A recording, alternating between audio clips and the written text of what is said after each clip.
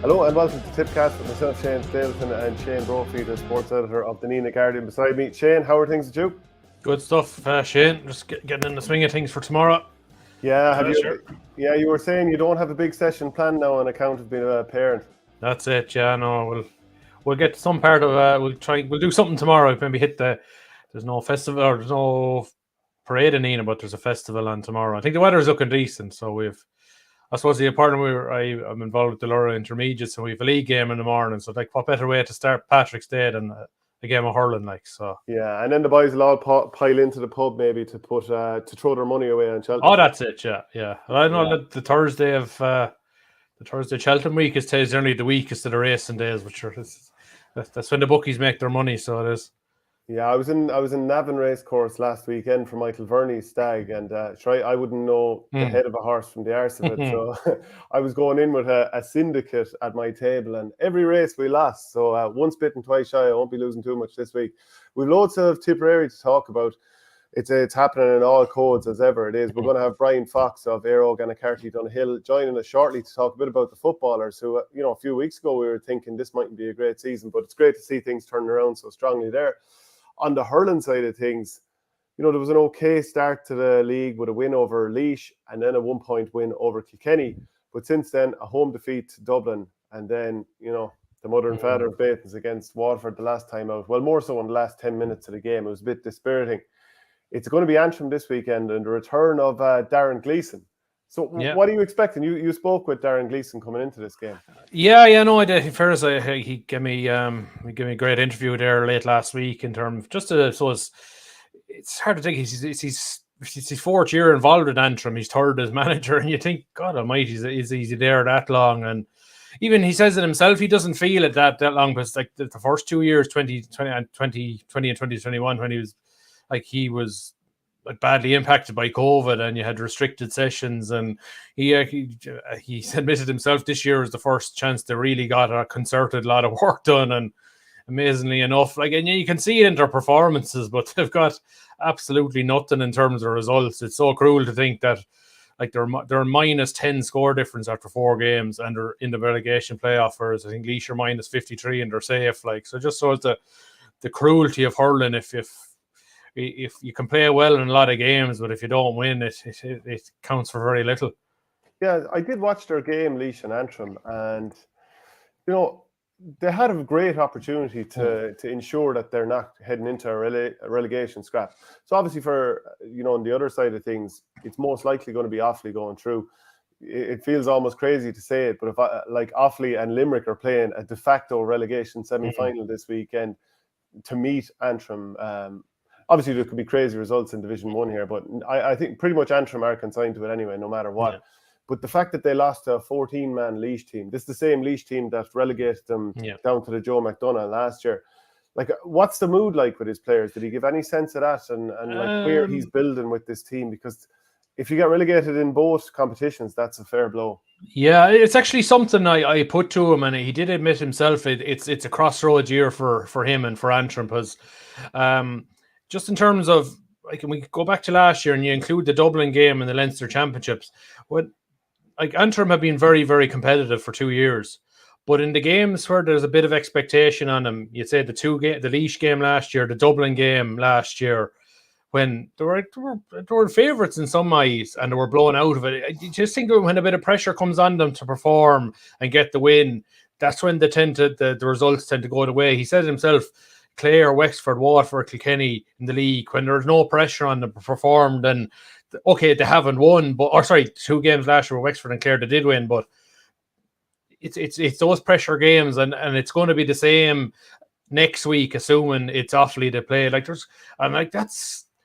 is a double-edged game, because not only that, in terms of survival in Division 1, you think that is a game between the 2 favourites for the McDonagh Cup, and that you don't want to be given the psychological upper hand going into that competition when they play each other as well. I'm not discounting Kerry, but I think at the moment Antrim and Offaly would be the favourites for the McDonagh Cup. So it's a crossroads year. If they go down to Division 2 at the end of this year, if they're in Division 2 next year and still in McDonagh Cup,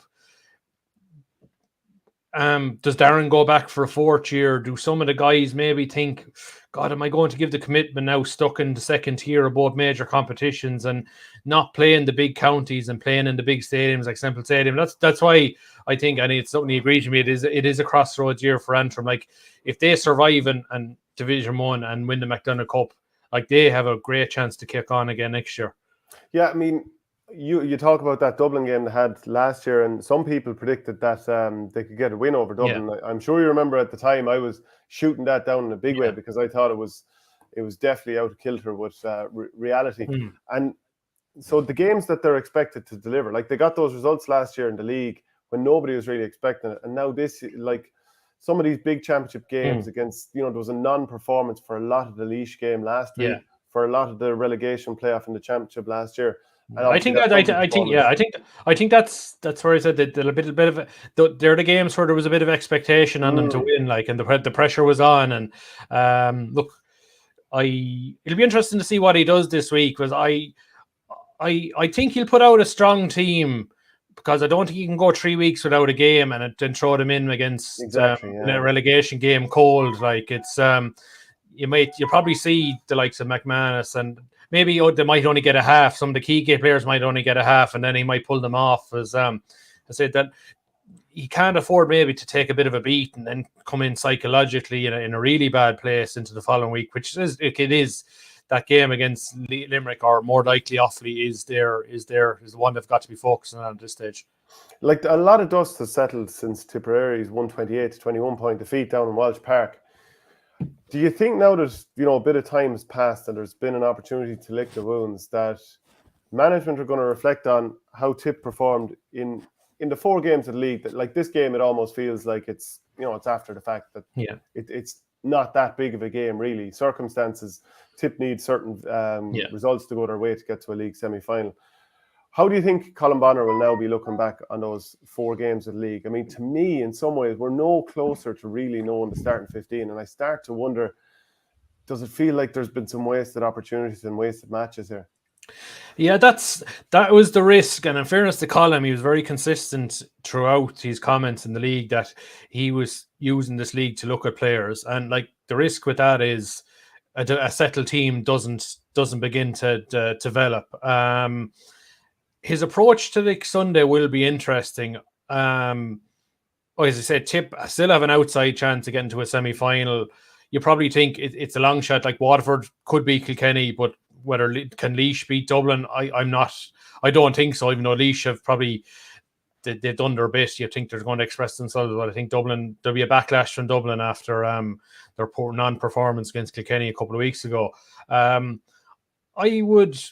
like to think that we'll see something close to what Colin Big perceives to be his championship 15 on Sunday. I just think it's an opportunity to do that. And I think it's something I mentioned in my preview. I think Tipp, like, you're not going to read an awful lot into the result and the performance, but you'd like to end the league, if this is Tipp's last league game, to go into the championship, that 4-week gap, with a bit of positivity. I don't think the last thing Tipp could do is scrape over the line and you have doubts, and then for the next 4 weeks, you'd like, if Tipp can come out of this game a decent performance, maybe 7, 8, 9 point victory, it's a small bit of momentum to take into the championship. And I would like to think that maybe I'd like to see the starting 6 forwards from the Waterford game start again, but maybe just because, like, Keogh, Morris, Bowe, and Michael Breen all played particularly well, I'd let them start again. Maybe develop a more of an understanding. But I would like to see maybe John McGrath and Jason Ford maybe flip to maybe John McGrath go centre forward and Jason goes full, like, because I think Jason has a better level of mobility for full forward than John McGrath at the moment, where maybe John needs to be in around the game, around the centre forward position, where he could drift into space and get on the ball and do the I suppose be as effective as he can be. I suppose the interesting thing for me will be if it is a perceived first 15 on Sunday, who are our wing backs, who's our goalkeeper, who's our full back. I think that they will be the interesting things for me. Yeah, and I agree with you on an awful lot of that. I think, John McGrath needs a big performance after how it went with Watford, and of course he wasn't there for the start of the championship. But the form that he showed for the club last year, Tipperary need to see that and need to see it probably in a hurry too. Yeah. We know Seamus Callan isn't going to be there for the early stages of the championship, or certainly that's what we're expecting at this stage. But I agree with you an awful lot on that sense, because Tipp need to find a bit of cohesion at this stage. If you go through the 4 league games, Tipperary have averaged 21.5 points per game. And that's very low, like, so. And just one goal. Game. Yeah. And that goal came from a goalkeeping error from Owen Murphy of Kilkenny. He doesn't do many of those. And Dennis Maher intercepted it and set up the goal for Jake Morris. Brilliant. But Tipperary aren't really creating goal chances. Yes, they've had chances, but generally that's just been through a break of a ball or through a turnover. And they're great to get to, but you need to also be able to, solo up through the centre, draw a man, put somebody in. And Tipperary aren't really doing that, and there's no sign of it. So maybe some of that is the fact that the team is just changing, regularly enough. And we do accept that. Like, we know there are going to be teething problems. But I'd like to see the team start to settle down now. And I'd like to see a bit more of what we saw in the first 2 games, which is working the ball through the hands, drawing the man. And maybe we didn't work the ball far enough up the field to deliver it into a dangerous area. But just to see a bit more of that game plan, because it felt like Tipperary are moving to what Limerick and Cork and Waterford and so on are doing. And in the last 2 games, I'm scratching my head and wondering, wait, now, has this been abandoned, or is it just because of the step up in opposition? I think it's the step up in opposition, maybe, and maybe and Barry Heffernan not being wing back either. And then Craig Morgan was rested for the Waterford game as well. So I would say my back 6, I think Barrett, Morgan, and Ronan Maher are probably nailed on. Barry Heffernan's going to play, but whether it's going to be maybe at a 7 or a midfield or maybe a deep line midfielder, we'll have to wait and see. Like, it's like we've a lot of options back there, but nobody has really put their hand up. Like, you've Seamus Kennedy, Paddy Cadell, Alan Flynn, Robert Byrne, Dylan Quirk. They've all had their solid moments, but none of them really said, Jesus, you're nailed on for 5 or 7. So, like, this, I think anybody who really takes the right mentality into this game next Sunday and say, this is my chance to show Colin, look, okay, it's a game with not an awful lot at stake, but I'm playing in this game as if it's my audition for championship. And like, I think, look, the weather looks decent for Sunday too. It has could have a bit of a pre-championship feel to it. So you just love to see a bit more of I agree with you, just a bit more of an intensity or a bit more of a focus in terms of what we're about on Sunday.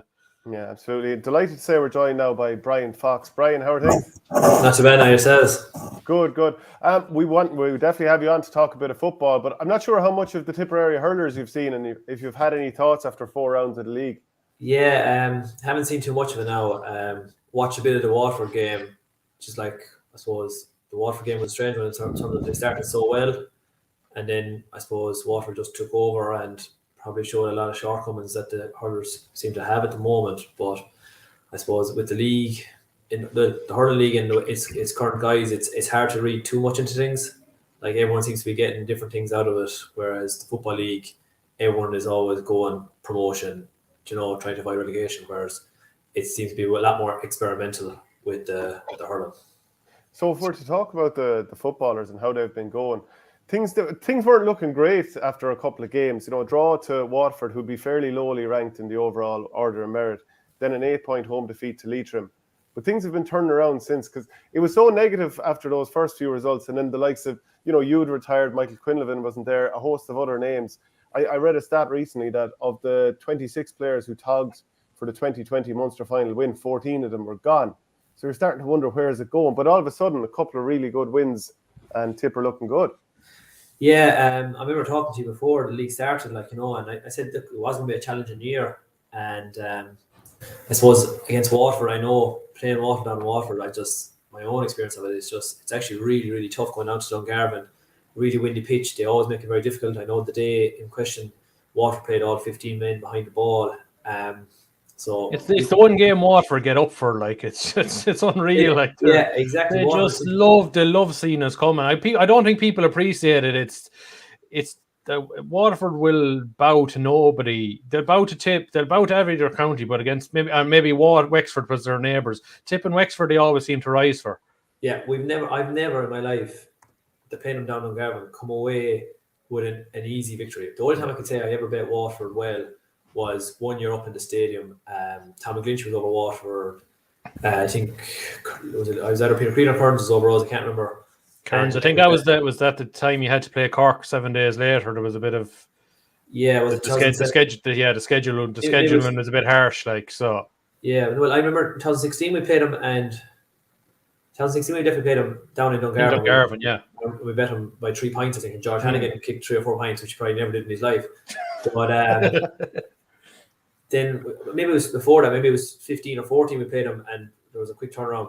We annihilated us from 124 to, we put up a big score, like, and like I said, it was the first time I've ever done that against Waterford, because I take it back so far now. It's back to 2009. Yeah, 2009 when we got promoted from Division 4 for the first time. Darryl Darcy, God rest him, died that week, and we played Waterford that weekend, and like, talk about a battle, like, geez, we came out, we were 1 point to win, and like, lads were so relieved to get over, because it did mean promotion, but it was very bittersweet, I suppose. Your head wasn't fully in it, you know, but it was just, it's been like that since my first experience, which was 2009. Waterford just tough, but then I suppose Leitrim was obviously a hugely disappointing result, especially at home.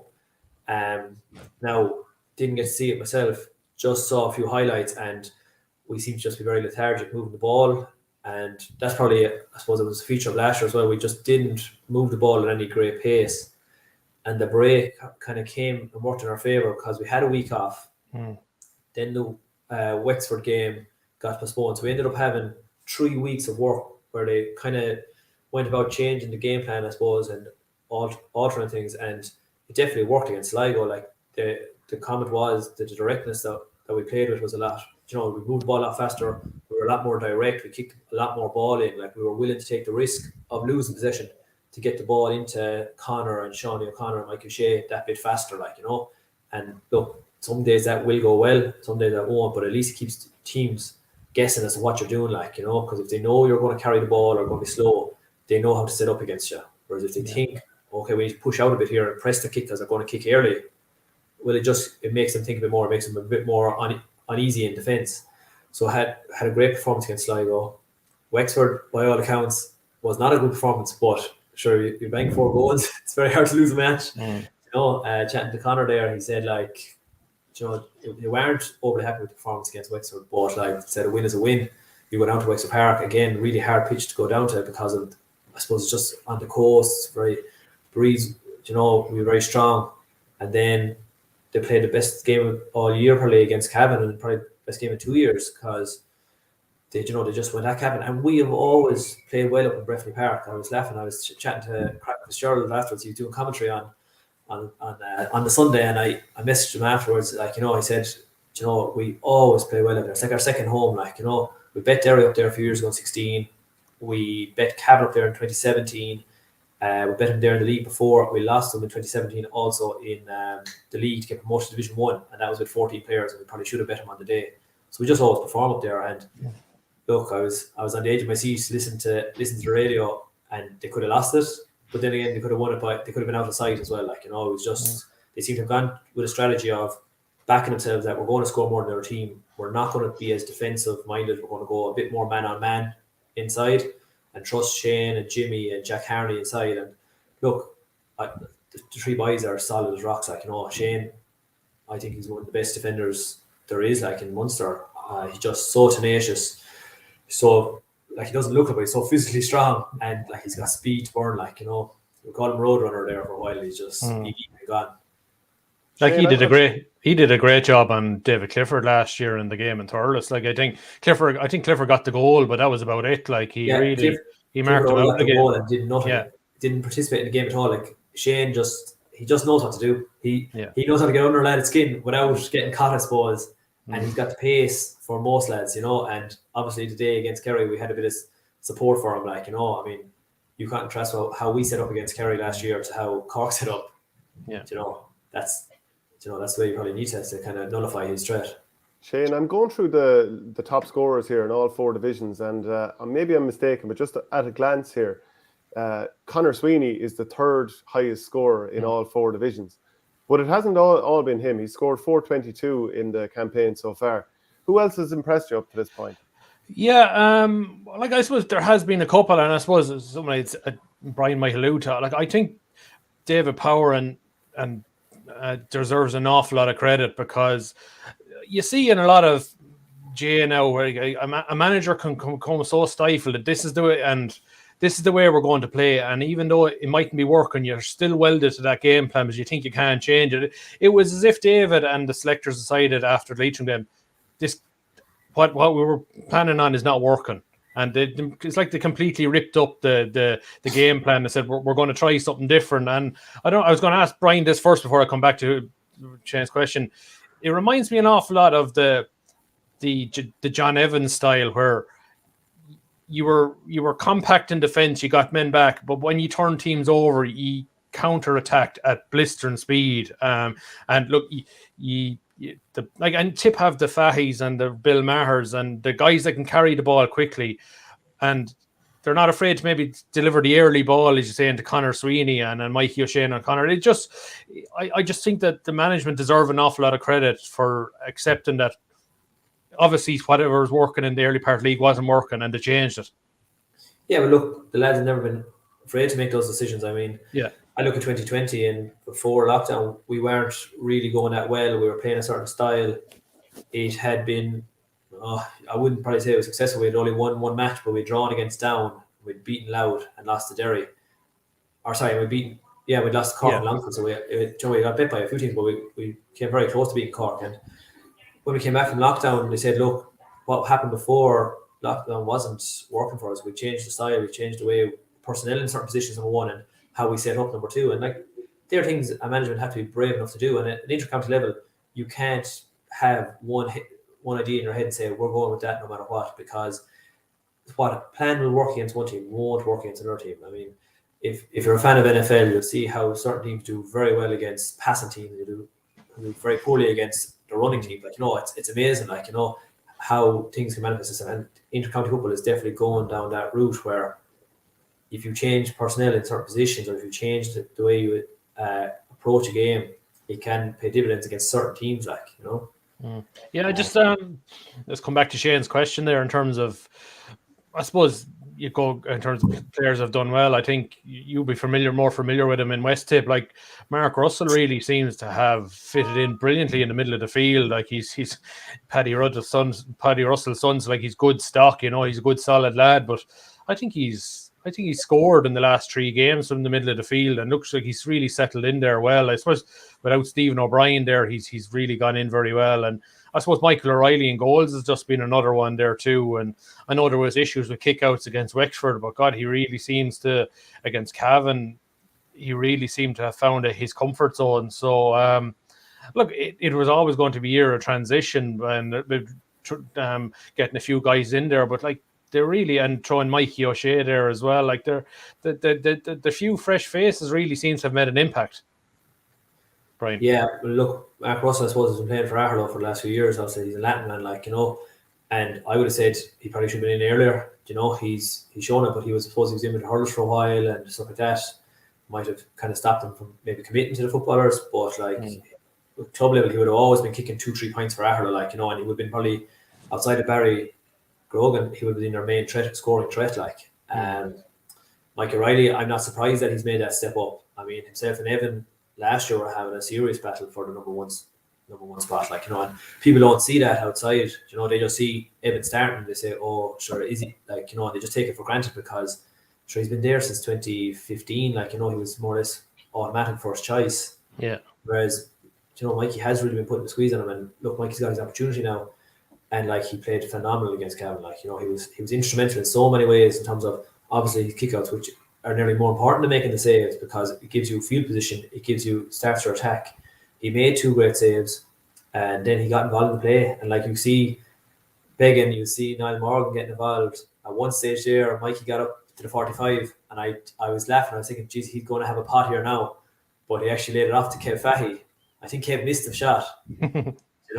I guarantee you now they were slagging each other all the way home in the bus there about that now, because Fahey fancy himself all right from 45 yards. Yeah, there was a time in the commentary that said Stephen Gleeson's going to tell us now that O'Reilly's after kicking a point from play, like, so he definitely made at least 2 of those runs up the field. Like, it was I would have thought maybe after the Rory Beggan calamity against Kerry that might have stopped a lot of counties from getting the goalie out the field, but actually it hasn't. Yeah, but I suppose it's when you use them out the field. I mean, you look at the incidents of Beggan, like, yeah, what he's coming out for the opposition kickouts to fill up his space. Yeah. So he's actually, without Monaghan having the ball, he's out of goals. Whereas Mikey's only coming out of goals at the moment when Tipp had the ball. Yeah.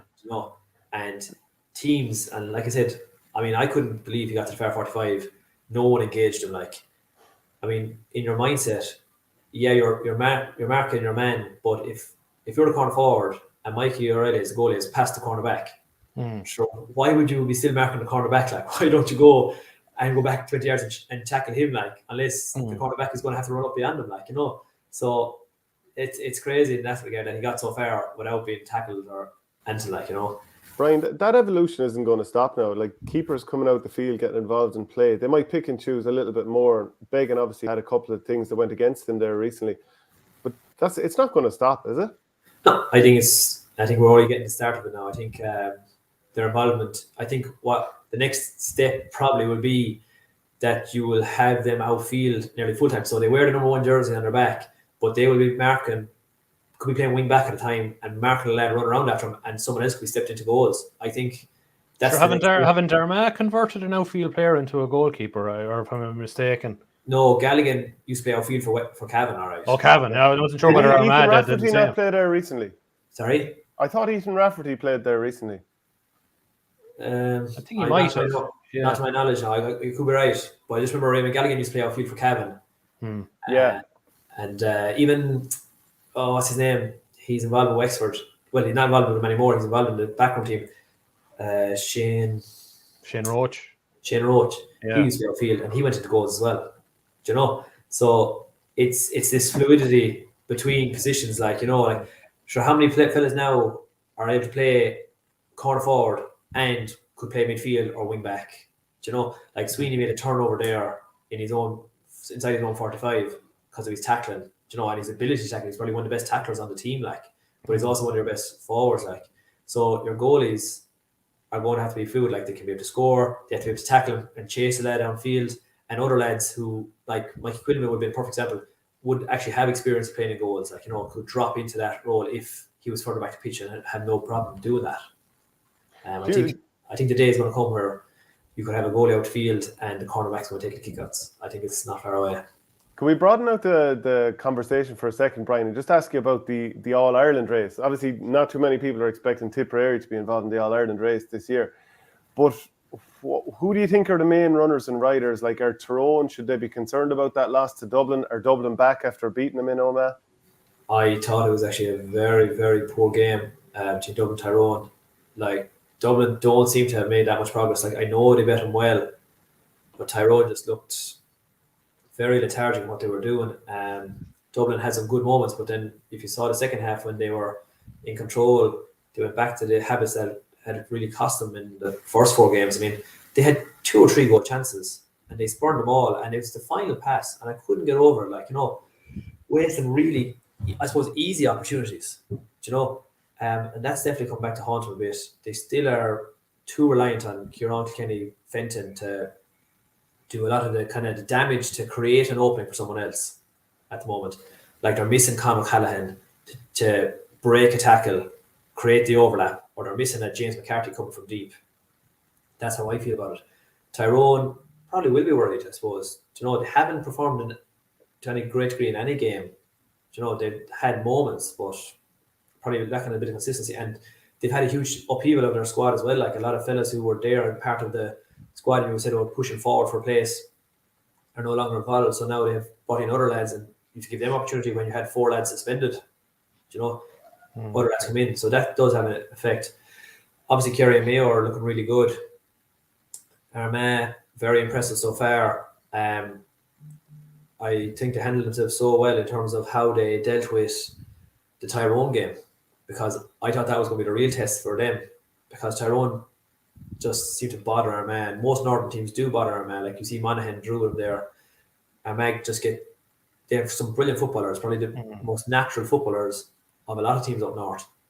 But they just get bogged down in this over physical stuff that Tyrone and Monaghan and Donegal can do, and do a lot more naturally than them. But they handle it really well, and they've got their results, like, you know, and they've Beckle there and they've ground out the wins.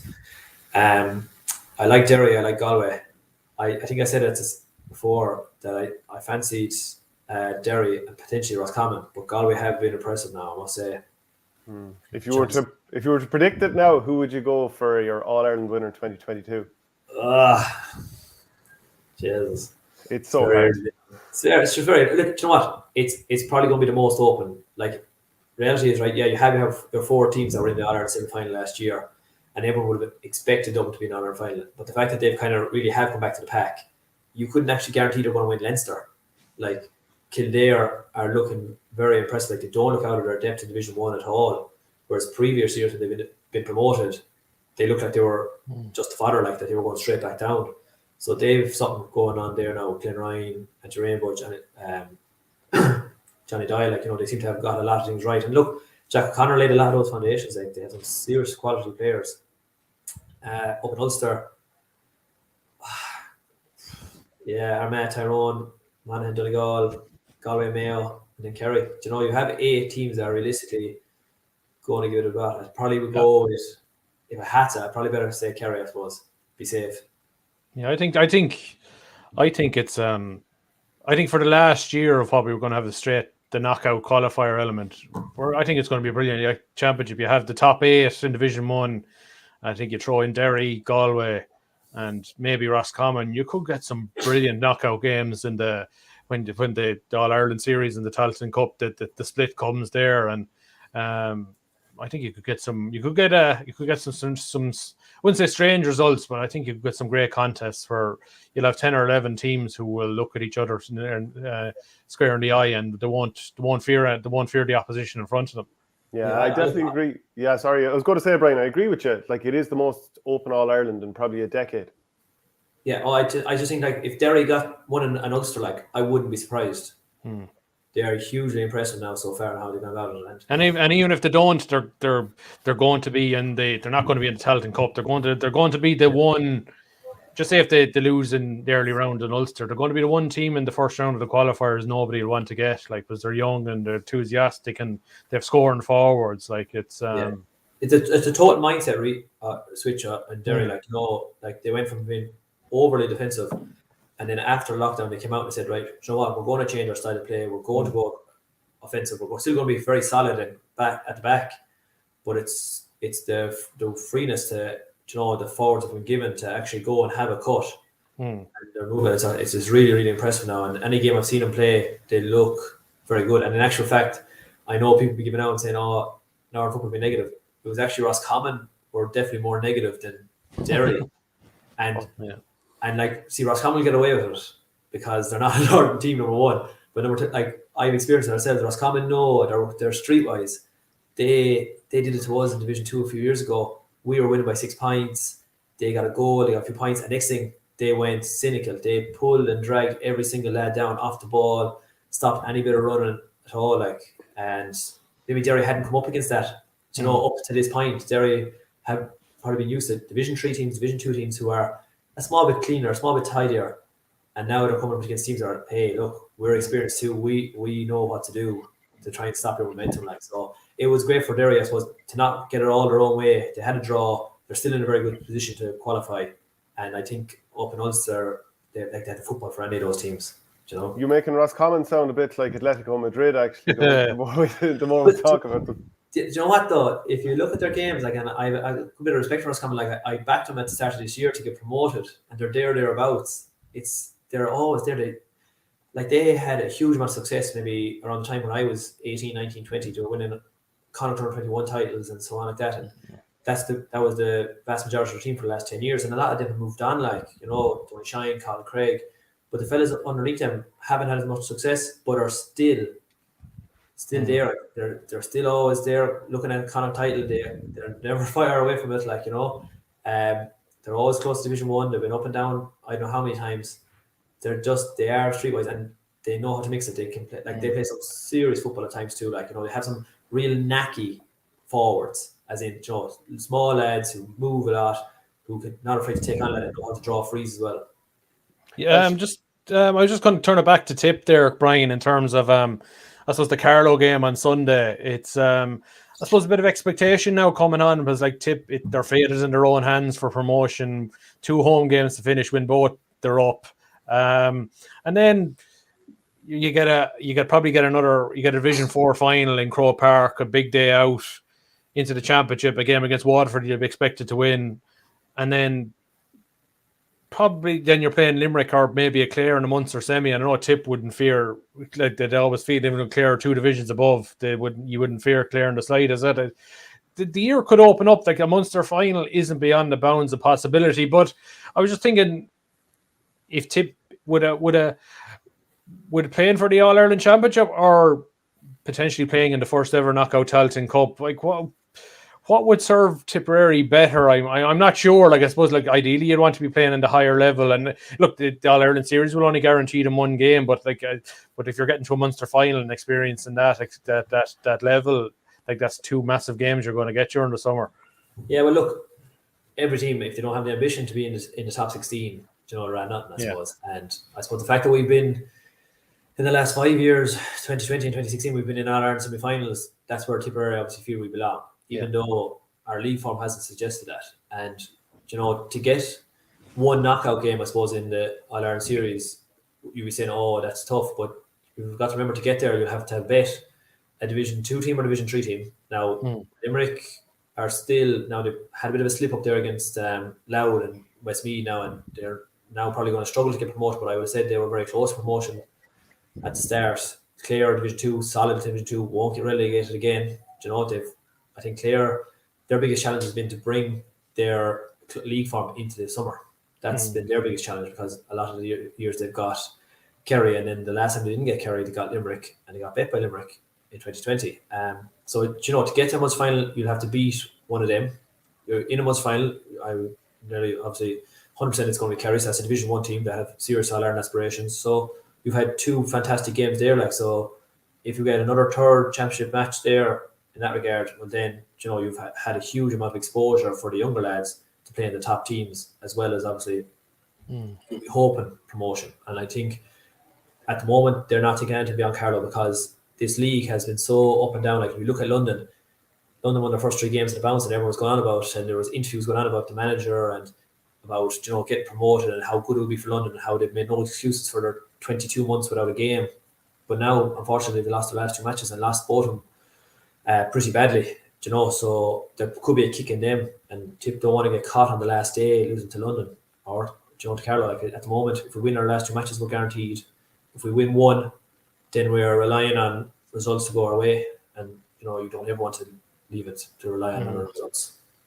And Brian, where do you fall in terms of the conversation we've had the last week with expenses? And I think across the board, nobody believes that players should be out of pocket for training. But then, we've had the GPA talking about, any extra sessions above and beyond 3 or 4 should also be covered.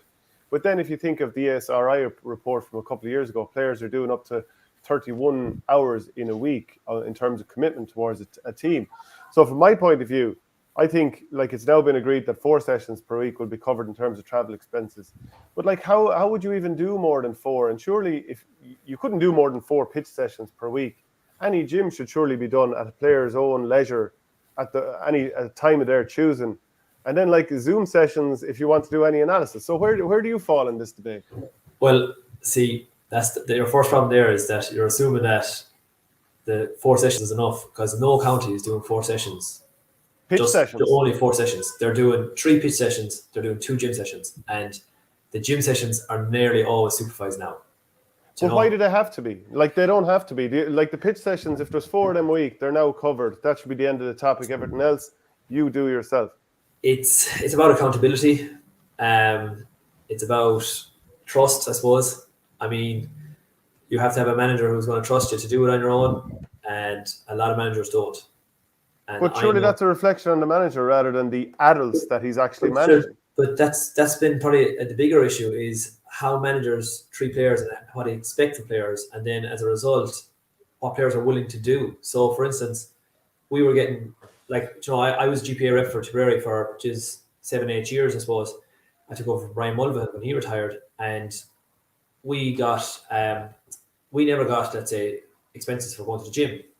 Joe, but at the time, the gym, let's say, was in your own time. And then when Peter Creedon was in charge, he tried to kind of facilitate players not being gone 5 days a week. So what he did was he would do gym on the Tuesdays and Thursdays before the pitch sessions, which were kind of could be counterproductive at times. But, you know, in a heavy loading part of the season, you know, it made sense. Like, you know, but as like every year things get more and more professional, you're looking at the team that's next year saying, oh, what are they doing? We're going to do that. So, for instance, our video sessions are after training.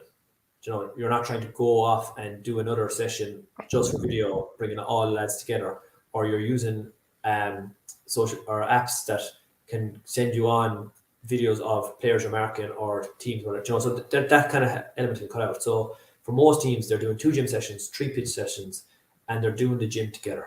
And they're being asked to go to X, Y, or Z. Like, you know, I mean, we weren't asking lads to come down from Dublin to do gym sessions, but they would all have a meeting point in Dublin to go do a gym session. And no lad should be out of pocket. I think the issue is, like I said, managers have too much leeway in terms. They can request that you train every day of the week. I mean, we all heard of the famous story when David Fitzgerald first took over Wexford. They trained 26 out of the 31 days in January. Do you know? I mean, that's a player welfare issue. You know, that's nothing to do with the money. But what I'm just bringing around to money is that if you're doing 3 pitch sessions, yes, should be covered. I think because we're being asked to do 5, most counties have been asked to do 5 sessions a week.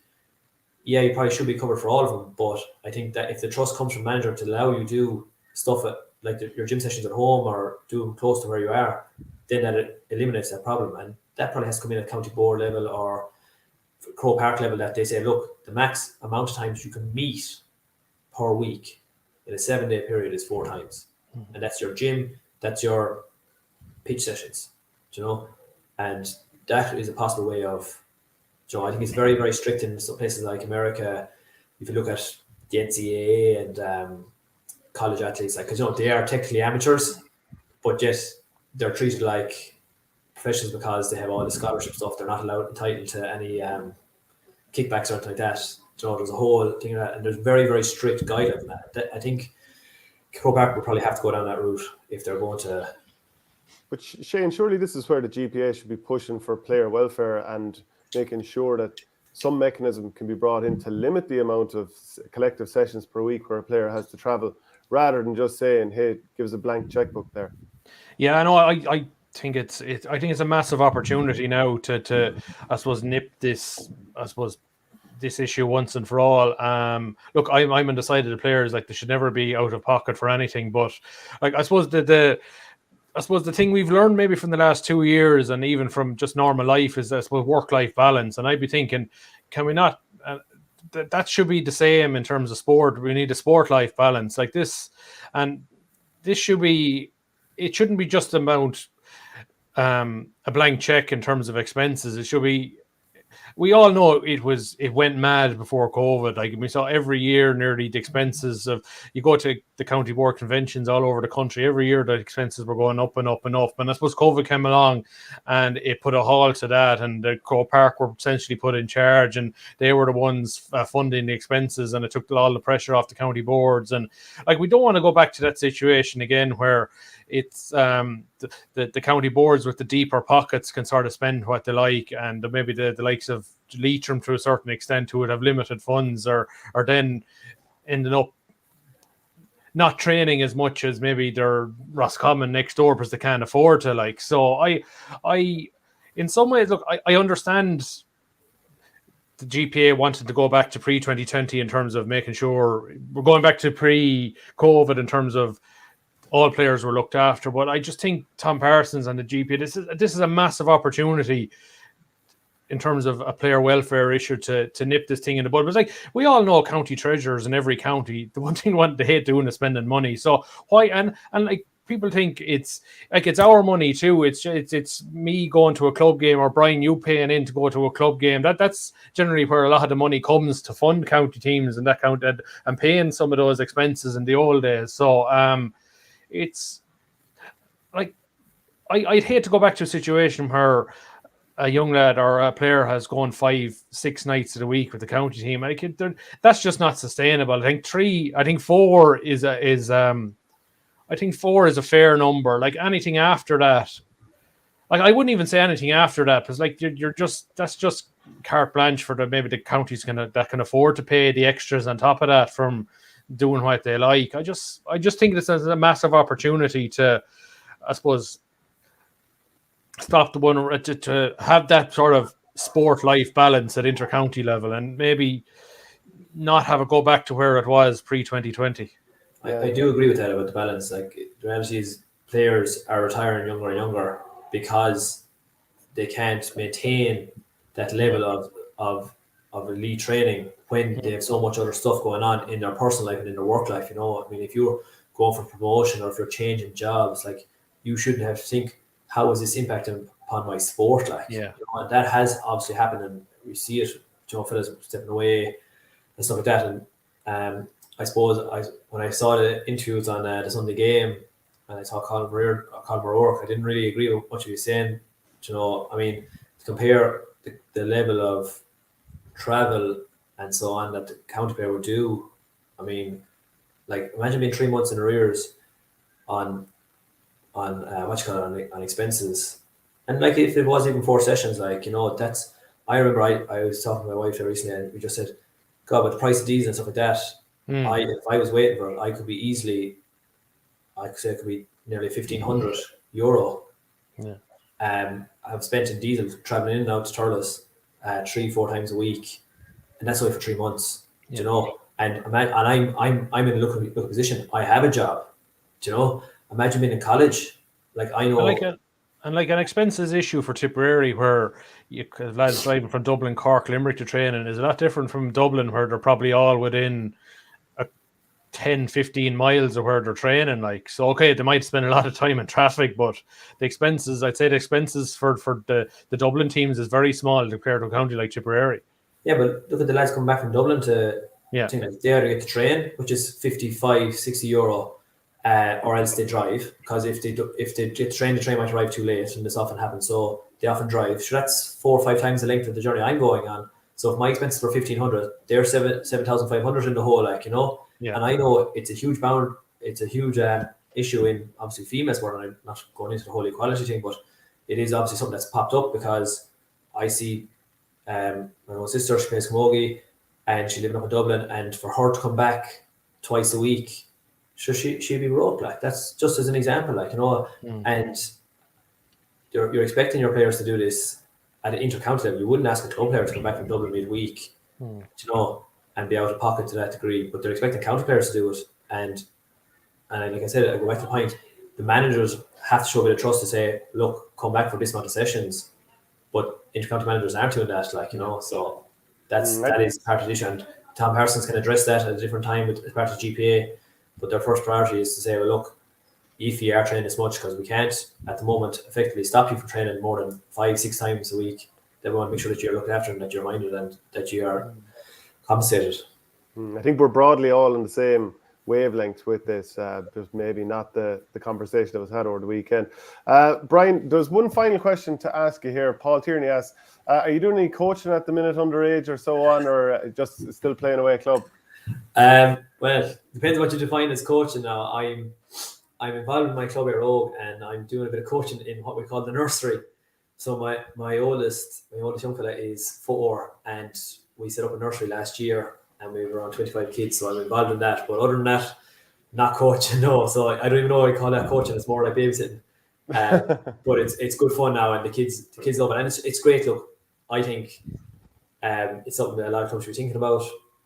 It's just something that, because, you know, I mean, when we all grew up, we knew everyone in the parish, and when you came together at trains, you knew them already from school or whatever.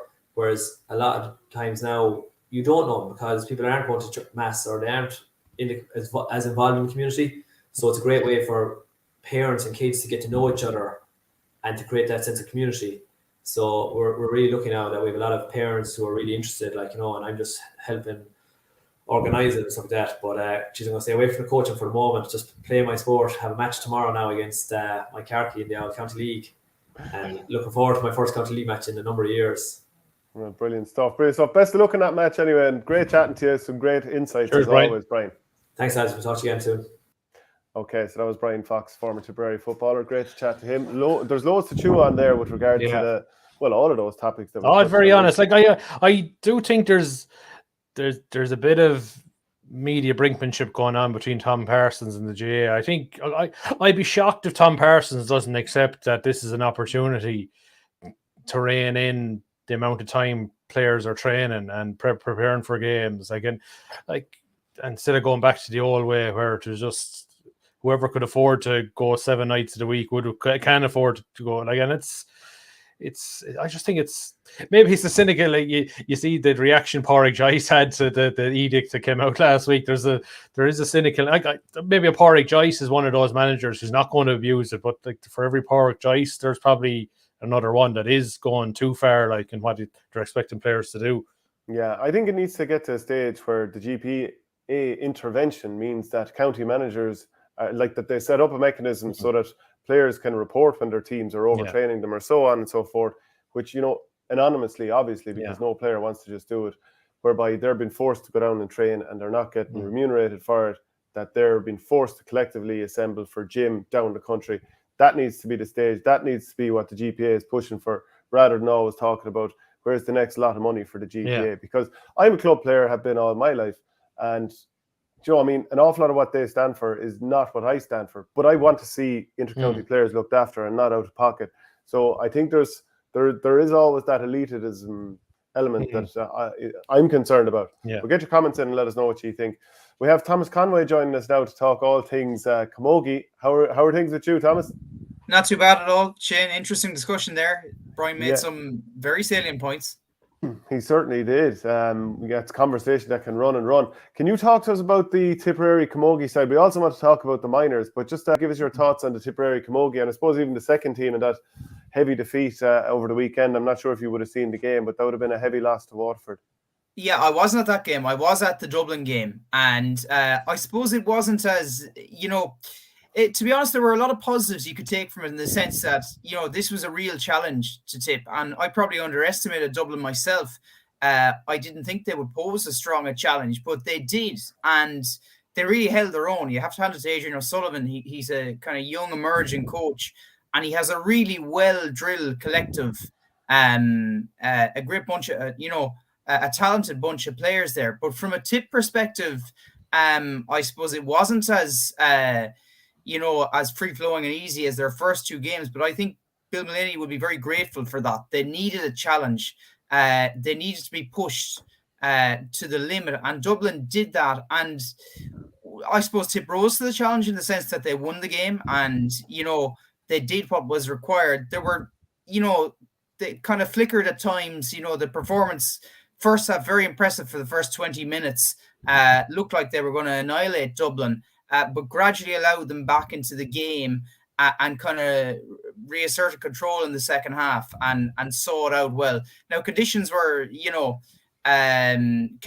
poor enough, so that has to be considered. But I think, there were a number of elements to Tipp's performance. Cuivamara, they decided to give Cuivamara a rest from midfield. They brought her on late in the game. And I thought her... the lack of her presence was significant. I thought it really affected Tipp. I think she really stabilizes them in midfield. She kind of has those defensive qualities that tend to stabilize the team. And I thought, I would imagine she will be restored to the starting 15 the next day. But, I suppose a lot will hinge on the next day. It's Gort next Saturday against Galway, All-Ireland champions, and Tipp will be really hungry to win that, and we've alluded to that previously. Yeah, it's effectively a league semi-final. The winner is will be going to the final. I think if it's a draw, Galway still have a chance if they beat Offaly in their last game by, I think it's a 19-point margin or something, which is not beyond their bounds of possibility. I think Tipp have to handle their own business. I just think this is big for Tipp, and I suppose you don't want to put too much pressure on them, but like to get to a league final, like they were so unfortunate 2 years ago. They got to a league final and COVID came, and just not being able to experience that league final, I think, was a massive blow to their development. It would have been that even if they played it and lost the game, at least they got to experience the big game occasion. And this is so big, and like there's a great opportunity there, because I assume the Sarsfields players won't be back for Galway. You think? Imagine, like there's 2 or 3 weeks removed from an All-Ireland club, a long season. Probably Galway are probably not dealing in league titles at the moment. They'd probably think, God, if we can get to a league final, minus the Sarsfields players, we have a great chance later on in the year. But I just think if Tipp get winning, I just think it's so big that Tipp win on Saturday. Yeah, so can I ask you another one, Thomas, then? Like Mary Ryan, Aoife McGrath and Caught Devan, they made their first start to the competition. Devan ended up scoring 6 points. Like, is Melanie starting to does it feel like the team is coming together now in terms of, like, we didn't really know after the Down game and the Offaly game, both of those were down their club players. So are we getting a bit more of a feel for where Tipp are at? Yeah, I think we definitely are. I think he really has, because, I mean, he's had a chance. He's had the opportunity to try out and test a lot of players during the league, albeit the first 2 games were easy wins. But I think certainly, I mean, the next day against Galway, you would expect them to put out their strongest starting 15. Now, we've spoken about this before in that Bill Mullally, he has a variety of options now. They've really strengthened the squad. They've strengthened depth there, and they can play in a number of ways. And I actually think, to pick up on something Shane just said there, I think they're able to handle the pressure. That is one thing I've sensed with this Tipp team now. There's kind of been psychologically, they've been building confidence. And I think at this stage, they're ready to embrace and take on the kind of the pressure that comes with big games. Whereas in the past, maybe they lacked that bit of experience, and it maybe came through in their performance at times. But they're playing with real conviction now. They're playing with kind of a sense of assuredness. And like, I mean, that while the performance against Dublin wasn't great by any means, they still did what was needed. They went and they won the game, and it wasn't necessarily pretty, but they've showed that they can grind out wins like that. Now it'll be very interesting. I would imagine, as Shane said there, Galway will be somewhat under strength, and probably this won't be the highest priority. But for Tipp, it certainly is. And I mean, I think the prize of getting to a league final is tantalising in itself. So I would really expect them. I'd expect it to be a tight game, and I can see Tipp coming out on the right side of it. And I don't want to talk them up, but I think they have it in them, and I think it would do wonders for them in terms of confidence. I don't think they'll become complacent, for instance, if they beat Galway. They'll know themselves that maybe Galway aren't at their maximum strength quite yet, but I think they'll really, really want to win this one. Yeah, because Dublin had done all right against Galway too. So if Tipp are beating Dublin, you could make a case that Tipperary be in a position to win this game. What about the minors then Shane? Yeah, they're in an All-Ireland semi-final on Sunday against Cork. They've been very impressive, beating Antrim, beating Limerick and Wexford, and got a bite to the semi-finals now. They haven't played in a good few weeks, and Cork played a quarter-final last weekend against Waterford, only scraped through by a point. So, I suppose you have that balance now between Cork or Matt Sharp or Tipp a bit stale, and I think could be a couple of players playing in an All-Ireland schools final on Friday for, I think it's the Ursuline Hurlers, so that's not ideal either. Look, it's another big opportunity. Like if Tipp could get to an All-Ireland, it just shows you the talent line is coming through. And we all know, look, Cork are always very, very good every year at underage level in Camogie. So big test. And I suppose just the one thing that has annoyed me is the choice of venue. Like it's in Freshford, and I suppose that's one area where maybe the amalgamation or between GA and Camogie could help her. I'm sure Freshford, nothing wrong with the ground, but you think it's probably a case of they couldn't find anywhere in Limerick or maybe West Waterford to host the game. A lot of people could get to Freshford very easily, but it's a long way for Cork, so it's not really a neutral venue as such. So, but look, both teams will be there on Sunday, and hopefully Tipp will get the win. Yeah, Thomas, from your own point of view, how do you see it going? Yeah, I mean, I've been really impressed with this Tipp bunch. They have a they have voracious work ethic. They really, really fast-paced, frenetic game, and they just don't stop working. That was what really struck me in the 2 games I've seen them. The energy and just the relentless nature of their work ethic. But I was chatting to Michael Ferncombe, their manager, after the weekend, and he was saying, I didn't realize this Tipp team haven't necessarily featured at under 14, at under 16 level. I mean, they're not serial All-Ireland winners, they probably haven't been top of the bunch at those levels. So that's another kind of consideration. This is a real opportunity for them. Now, whether they can kind of stomach that psychological pressure, because they're kind of new to such big games like this, it remains to be seen. But I think, they have like the senior squad, they have a lot of really talented hurlers there, but players who are well drilled collectively and work together really well. You've Lisa O'Connor, and she's taking the frees up front. She's really steady and consistent from place balls. Abby Lenihan, centre back, really solidifies them back there, and really intelligent with her use of the ball. So, as well as that work ethic, they're excellent. They're excellent camogie players. And obviously I haven't seen Cork play, but any time Cork go out in the field, they'll bring a challenge. And they had a tough game against Waterford last week. They won 10 points to 9. So that's another factor to consider. But Tipp will certainly feel they can win this. And based on what I've seen, they have it in them to win it as well. So another big weekend of Tipperary GAA to look forward to. My thanks to Shane Brophy, to Thomas Conway, and also to Brian Fox, who joined us just before that. Don't forget to pick up the knee in the Guardian, and we'll chat to you all again next week. Thanks very much, lads. Thanks, guys. See you, lads.